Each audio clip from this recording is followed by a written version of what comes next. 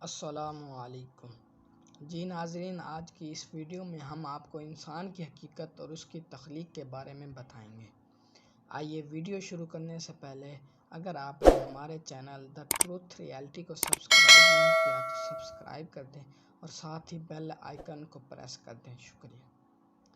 جی ناظرین، آج کی ویڈیو جو انسان کی تخلیق کے بارے میں ہے، اس کا قرآن پاک میں بیان کچھ اس طرح سے ہے۔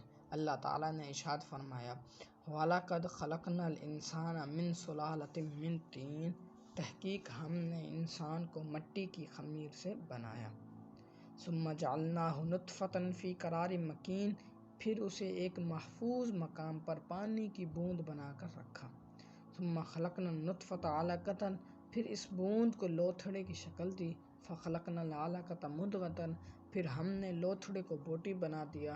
فَخَلَقْنَا الْمُضْغَةَ عِظَامًا، پھر بوٹی کی ہڈیاں بنائیں۔ فَكَسَوْنَا الْعِظَامَ لَحْمًا، پھر ہڈیوں پر گوشت چڑھایا۔ ثُمَّ أَنشَأْنَاهُ خَلْقًا آخَرَ، پھر ہم نے اسے دوسری مخلوق بنا دیا۔ فَتَبَارَكَ اللَّهُ أَحْسَنُ الْخَالِقِينَ، پس بڑا بابرکت رب ہے جو سب سے بہتر بنانے والا ہے۔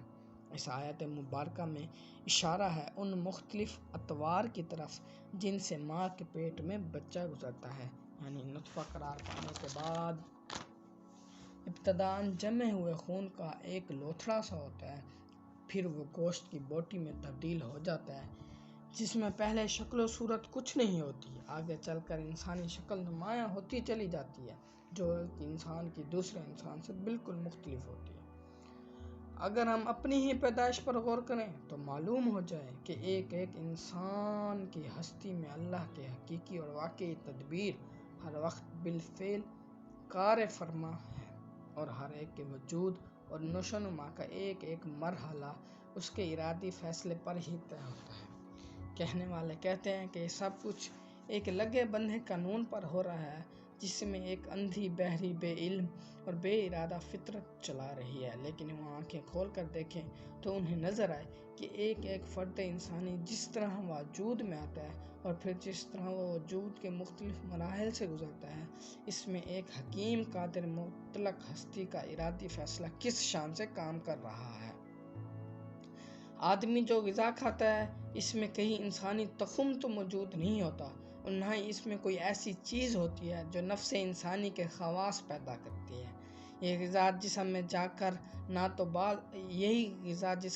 کر بال بناتی ہے، کہیں گوشت بناتی ہے، کہیں ہڈیاں بنتی ہیں۔ یہاں ایک چیز غور طلب ہے کہ آدمی کے لیے غذا کا جو ذکر ہوا، اس سے مراد اگر ہم ایک گندم کا دانہ لے لیں اور پھر ہم یہ سوچنے پر مجبور ہیں کہ یہ ایک دانہ گندم کا جس زمین میں ڈال دیا جاتا ہے، پھر وہ دانہ مٹی میں مٹی ہو جاتا ہے، پھر اس مٹی سے ایک پودا نکلتا ہے، اس پودے سے مزید دانے بن کر نکلتے ہیں، اور وہی دانے ہماری خوراک اور غذا ہیں۔ یہ غذا بظاہر تو ایک ہی دانہ ہے، مگر انسانی جسم میں داخل ہونے کے بعد اس کا کچھ حصہ ہمارے بال بناتا ہے، کچھ ہمارا گوشت اور کچھ ہڈیاں بناتا ہے، اور اسی طرح کچھ حصہ ایک خاص پانی بھی بناتا ہے جو بظاہر ایک ناپاک پانی کا قطرہ ہے، اور دراصل وہی ناپاک پانی کا قطرہ ایک انسان کی تخلیق کا سبب بنتا ہے۔ اور اس بارے میں ایک احادیث مبارکہ بھی ہے جو حضرت ابن مسعود روایت کرتے ہیں کہ اللہ کے سچے رسول نے فرمایا، تم میں سے ہر شخص کا مادہ تخلیق ماں کے پیٹ میں بشکل نطفہ 40 روز تک جمع رکھا جاتا ہے، پھر وہ مادہ خون کا لوتھڑا ہو جاتا ہے اور اسی حالت میں اتنی ہی مدت تک رہتا ہے، پھر گوشت کی بوٹی بن جاتا ہے، اتنی ہی مدت تک بوٹی کی شکل میں رہتا ہے، پھر اللہ فرشتے کو 4 احکام دے کر بھیجتا ہے۔ فرشتہ اس کے اچھے برے اعمال، مدت زندگی، رزق اور اس کے سعادت مند یا شقی ہونا لکھ دیتا ہے۔ پس قسم اس ذات کی جس کے سوا کوئی معبود نہیں، تم میں سے کچھ لوگ ساری عمر جنتیوں کے جیسے کام کرتے ہیں، یہاں تک کہ ان کے اور جنت کے درمیان 1 گز کا فاصلہ رہ جاتا ہے، لیکن ان پر تحقیقی تحریر غالب آ جاتی ہے اور وہ جہنمیوں والے کام کرنے لگتے ہیں۔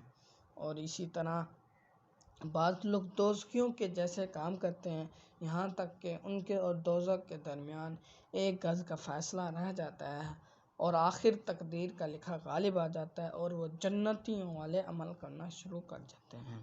اب ہمیں غور کرنا چاہیے کہ ہماری وقت کیا ہے، صرف ایک وہی پانی کا ناپاک قطرہ۔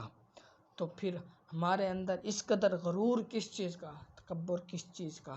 تو پھر ہمیں دوسرے کی بلندی پر حسد کیوں، اس کی پستی پر طنز کیوں، جبکہ ہمارے رزق، موت اور زندگی تو صرف اللہ تعالیٰ کے ہاتھ میں ہے اور ہم اس کے در کے محتاج ہیں۔ تو پھر ہمیں اپنی حد میں رہ کر اسی کی بندگی کرنی چاہیے۔ علامہ اقبال نے ایک شعر میں کچھ اس طرح لکھا کہ مٹا دے اپنی ہستی کو اگر تو مرتبہ چاہتا ہے، دانہ خاک میں مل کر گلے گلزار ہوتا ہے۔